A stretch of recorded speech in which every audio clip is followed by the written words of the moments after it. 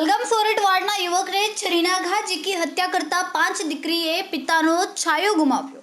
Umargam police તાત્કાલિક ઘટના સ્થળે પહોંચીને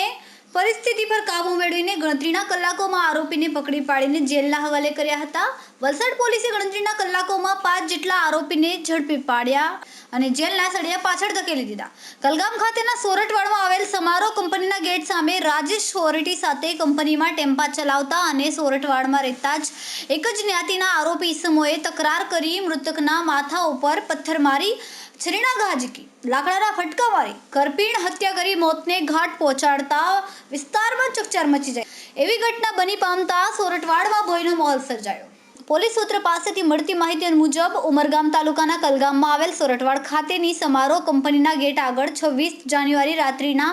38 કલાકે આરોપી ઈસમો એક સંપ થઈ પોતાનો હેતુ સિદ્ધ કરવા અર્થે કંપનીમાં બીજા અન્ય બહારથી મજૂરો લાવીને કંપનીમાં કામ કરાવવાનું જણાવી મૃતક રાજેશ ભીખુભાઈ સોરઠી સહિત ગામના અન્ય સ્થાનિક માણસોને કંપનીમાં કામ કરવાની ના પાડતા મૃતક રાજેશ સોરઠીયાએ આરોપીઓને જણાવ્યું કે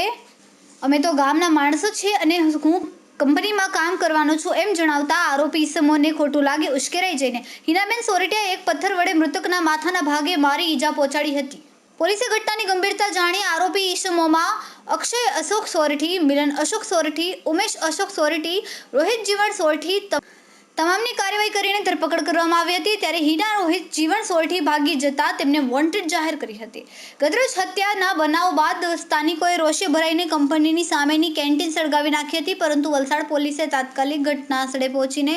માહોલ ઠંડો પાડીને વાદ વિવાદ તમામ પરિસ્થિતિ પર કાબુ મેળવ્યો અને કંપનીની નજીક ઘટના સ્થળે પોલીસ જવાનો ઊભા કર્યા અને કોઈ મોટી ઘટના ન બને તે માટે પોલીસ ખડે પગે છે।